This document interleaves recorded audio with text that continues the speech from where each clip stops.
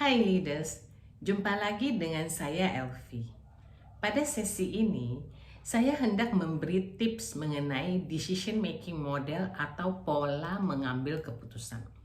Pola mengambil keputusan ini adalah semacam toolkit atau alat yang membantu kita untuk mengambil keputusan yang tepat. Kita langsung saja ke presentasi saya.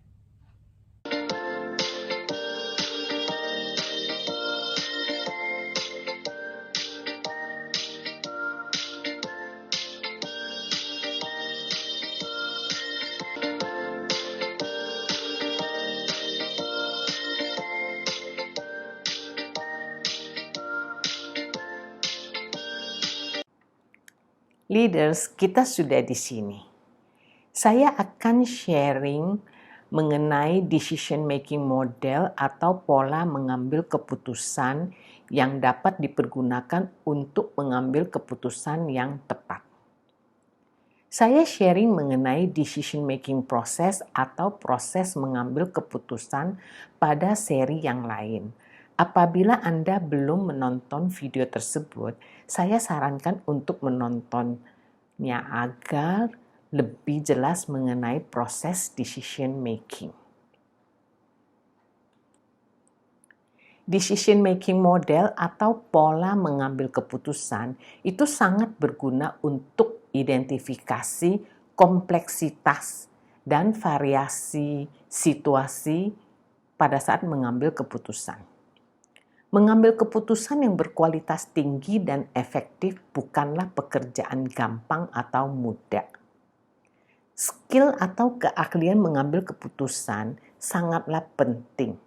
Akan tetapi apabila leaders memiliki toolkit atau alat untuk membantu mengambil keputusan lebih baik dan lebih cepat, maka jauh akan lebih baik dan mudah mengambil keputusan penting.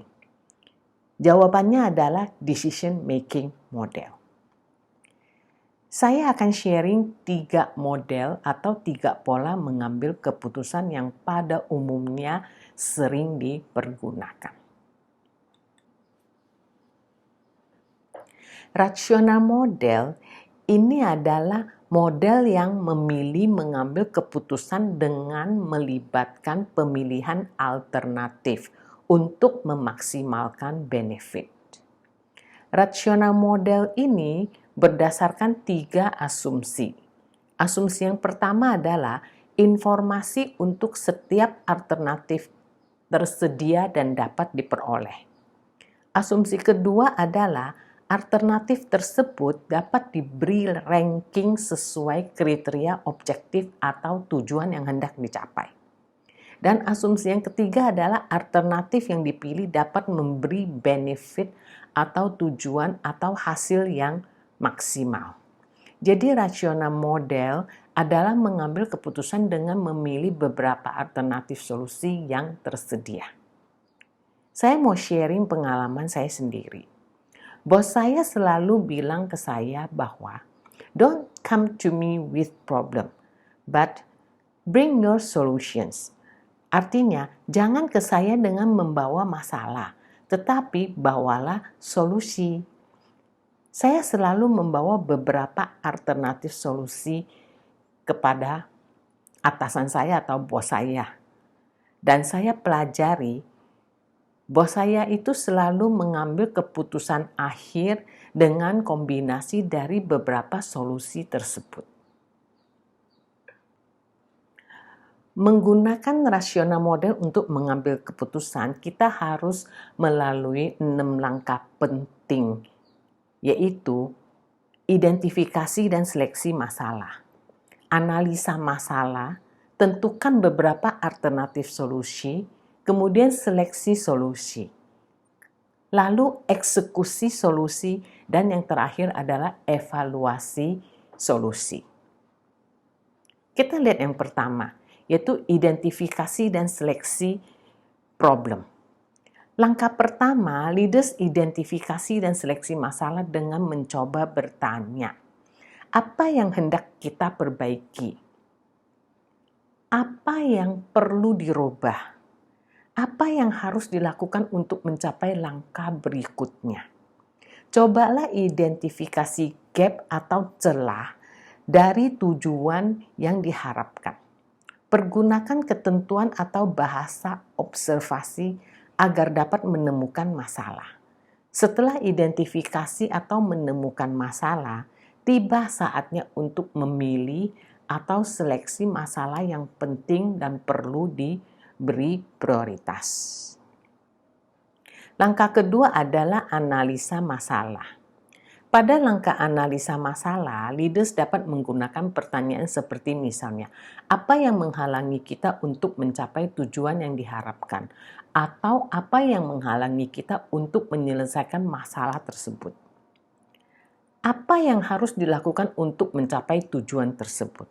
Atau apa yang harus dilakukan untuk menyelesaikan masalah yang sedang kita hadapi? Semua jawaban inti dicatat dan diberi ranking. Lakukan analisa yang mendalam agar dapat dipergunakan untuk menentukan beberapa alternatif solusi. Langkah yang ketiga adalah tentukan beberapa alternatif solusi. Pada langkah ketiga, tibalah saatnya leaders menentukan beberapa alternatif solusi. Coba gunakan pertanyaan seperti, bagaimana caranya kita membuat perubahan atau bagaimana caranya kita menyelesaikan masalah tersebut? Atau memperbaiki sesuatu kalau memang itu masalahnya.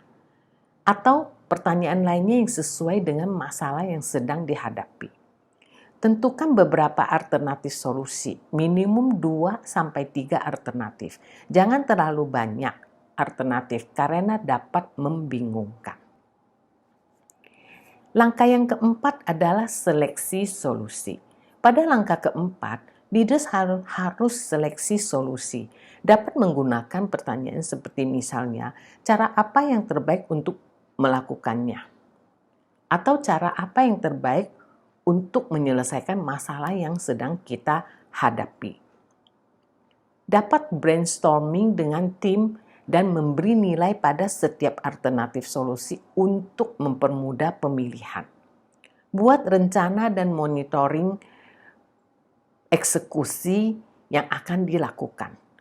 Tentukan kriteria pengukuran untuk evaluasi efektivitas solusi tersebut. Langkah yang kelima adalah eksekusi solusi, dan ini merupakan langkah yang paling penting. Karena setiap solusi yang terpilih, apabila tidak dieksekusi dengan baik dan benar, itu tidak ada gunanya, tidak ada artinya.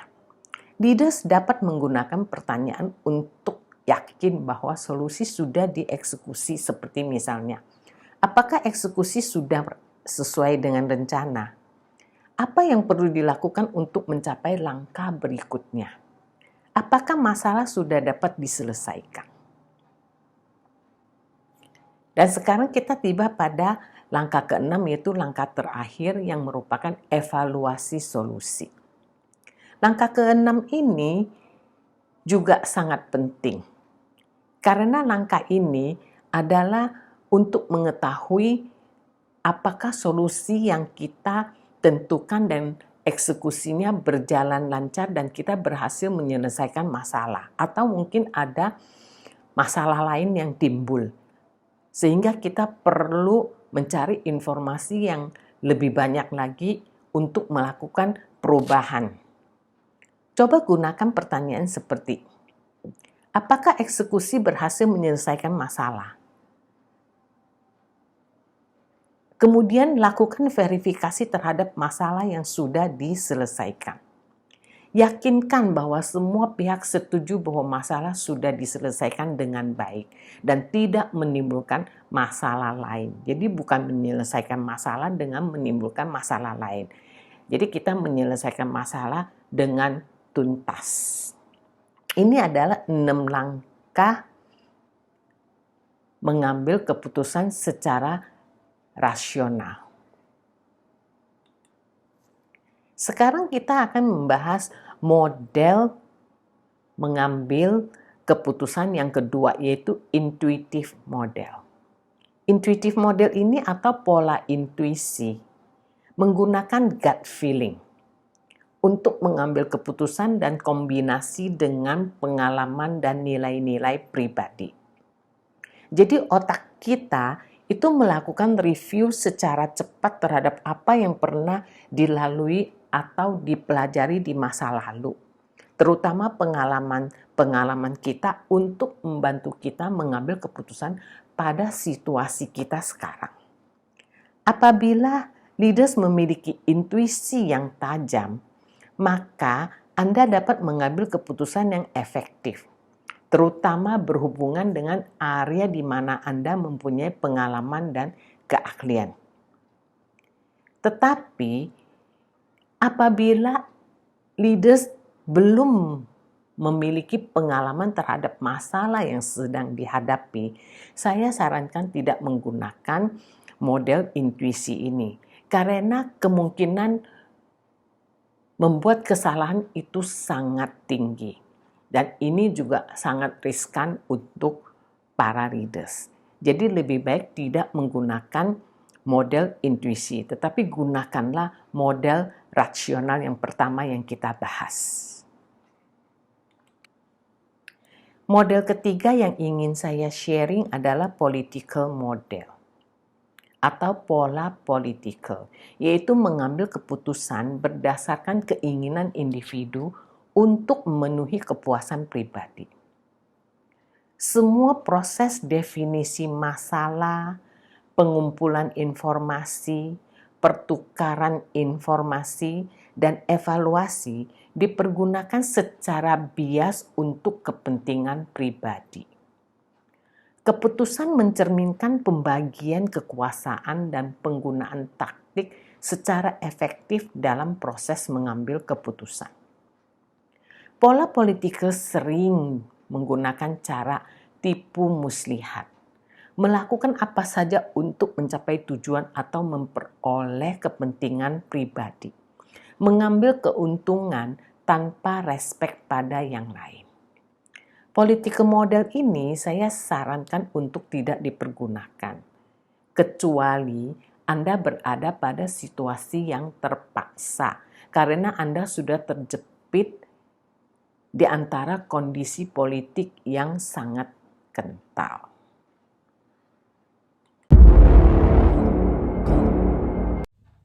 Leaders, tadi kita sudah membahas 3 pola mengambil keputusan, yaitu rasional, intuisi, dan juga political. Tetapi rasional adalah pola mengambil keputusan yang paling sering dan paling banyak dipergunakan, di mana kita harus melalui 6 langkah. Saya memberi proses mengambil keputusan pada sesi yang lain, di mana di situ terdapat 5 langkah untuk mengambil keputusan. Leaders dapat saja menggunakan 5 langkah tersebut atau 6 langkah dari rational model yang mungkin lebih lengkap, atau juga menggabungkan kedua model tersebut, tergantung pada keputusan yang harus diambil atau kompleksitas daripada problem yang dihadapi.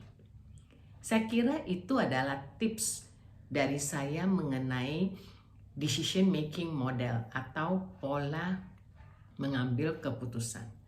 Apabila leaders mempunyai pertanyaan dan saran, silakan tulis di kolom komen. Terima kasih sudah mendengarkan saya, dan jangan lupa like dan subscribe. Sampai jumpa pada sesi yang lain. Bye-bye.